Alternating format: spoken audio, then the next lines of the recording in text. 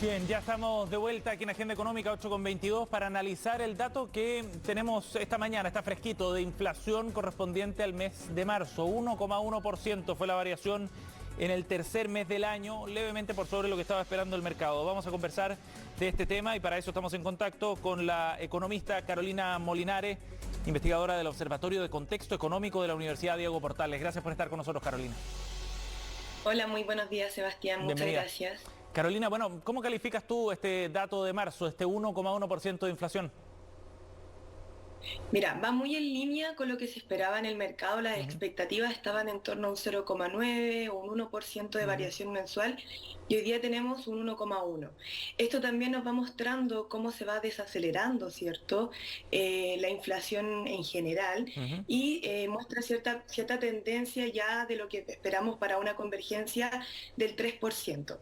Ajá. Sin embargo, todavía tenemos ítems, por ejemplo, que destacan en este índice, en que tuvieron variaciones mensuales positivas bastante elevadas, y eso es especialmente en el ítem de la educación.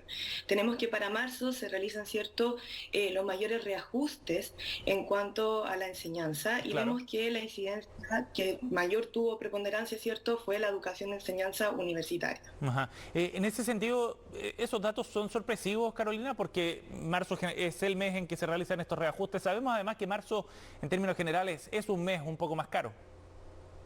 Claro, efectivamente tenemos se esperaba que la Ujú. enseñanza universitaria, ¿cierto?, tuviera estos valores y que los servicios de enseñanza en general, porque en marzo se producen estos reajustes. Entonces esto estaba muy en línea con lo que esperaba un poco el mercado también.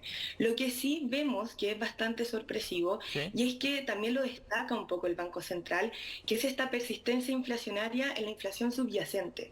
Entonces si nosotros observamos lo que es el IPC-SAE o el IPC sin volátiles, vemos que sus variaciones anuales todavía se mantienen altas Sí. y persistentes. Carolina, ¿nos podrías Tenemos explicar cortito qué es el IPC subyacente? El IPC subyacente es un IPC que considera variaciones no tan volátiles. Entonces, el Perfecto. IPC subyacente es una medida que tiene el Banco Central y que nosotros lo podemos ver en el INE con el IPC sin volátiles y el IPC SAE, que es el IPC sin alimentos y energía. Ajá. Entonces, si nosotros miramos los indicadores, vemos, por ejemplo, que el IPC sin volátiles, o sea, por ejemplo, que elimina, ¿cierto?, las cosas que van cambiando más rápido, que tienen mayores variaciones mensuales, Sí. vemos que está todavía en torno al 11%. Ajá. Y eso es persistente y es preocupante también para el Banco ¿Por Central. qué es Y si uno preocupante? mira, porque todavía muestra cierta persistencia inflacionaria, Ajá. y eso es un poco lo que destacó el Banco Central ayer en su IPOM. De hecho, parte con la primera oración diciendo que la inflación se mantiene en niveles muy elevados. Sí. Y destaca que la inflación sin volátiles o la inflación SAE, ¿cierto? El IPC, perdón, sin volátiles y el IPC SAE todavía se mantienen persistentes y en Ujú. niveles bastante elevados. Por lo tanto, esta convergencia, si bien se está dando de manera mucho más paulatina. Y Eh, eso el Banco Central lo mira. Sí, Carolina, y cuando hablamos de este IPC subyacente, o sea, le quitamos esos componentes volátiles que no se explican, por ejemplo, porque el precio del petróleo se haya disparado afuera. ¿Qué es lo que explica entonces el IPC subyacente? ¿Qué es que está detrás de ese aumento de precios? Detrás de ese aumento de precios se realiza una canasta mensual. ¿Ya? Entonces uno tiene distintos productos que para diferentes meses se consideran menos volátiles que otros. Ajá. Y el IPC, por ejemplo, el IPC sin alimentos y energía, quita de su análisis todo lo que es alimento y todo lo que es energía porque se consideran bienes que también son bastante volátiles. Ujú. O sea, hay un factor quizás de como reflejo de la demanda, del consumo interno que está presionando los precios. Y eso tiene que ver con actividad, en definitiva.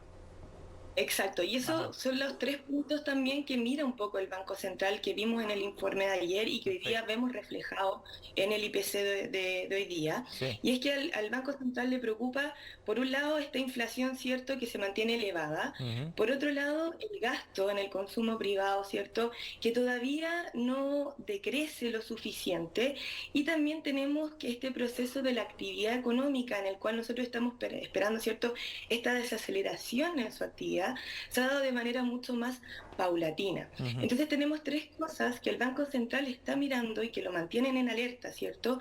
Y que estos datos reflejan esa inquietud un poco que también tiene el Banco Central. Sí. No tenemos una inflación persistente, aunque es cierto, la general va disminuyendo, pero también tenemos un consumo privado, ¿cierto?, que todavía se mantiene un poco elevado, y por último, una actividad económica un poco más resiliente. Sí. Carolina, entonces, ¿esta es una confirmación, crees tú, de que estamos frente a un problema inflacionario que era más complicado de lo que se preveía hace algún tiempo atrás?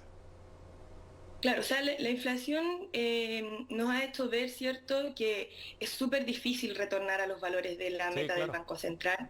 Entonces, todavía tenemos un problema en ese sentido y por eso hay que ser súper cuidadosos con las políticas públicas también que hay detrás que buscan, ¿cierto?, enfrentar un poco a la inflación. Ajá. Entonces, en ese sentido, este problema persiste, existe, vemos que hay una cierta convergencia en el IPC general, pero todavía hay ciertos indicadores que llaman un poco la atención y nos hace ver que esto va a ser un poco más demoroso de lo que se esperaba. Sí, claro. Ahora, Carolina, igual, por ejemplo, hay buenas noticias. Sí, adelante.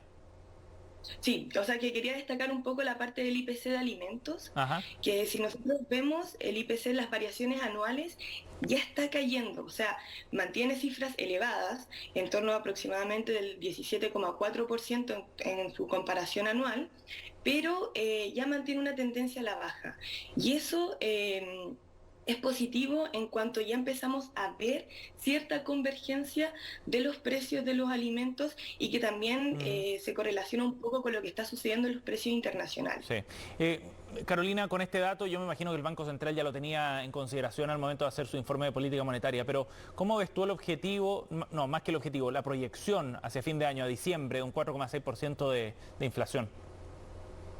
Claro, el Banco Central subió su proyección, ahora la mantiene en un 4,6%. Esto nos va reflejando, ¿cierto?, que el problema de inflación es persistente y que el Banco Central lo toma en consideración y por eso también, por ejemplo, cuando anuncia, ¿cierto?, la mantención de la tasa de política monetaria, vemos que esta tasa se va a mantener. Y da una señal de que esto puede que sea por mucho tiempo más. Si es que el Banco Central y que si la economía no ve una convergencia en cuanto a la inflación, en cuanto al gasto, en cuanto a la actividad, el Banco Central va a mantener la tasa de interés. Bien. Carolina, muchas gracias por conversar con nosotros para darle contexto al dato que conocimos esta mañana. Muy amable. Muchas gracias, Sebastián. Que esté muy bien. Buen día. 8:30, cerramos Agenda Económica. Gracias por acompañarnos, pero en minutos estamos con Noticias Express y Fresia Solto.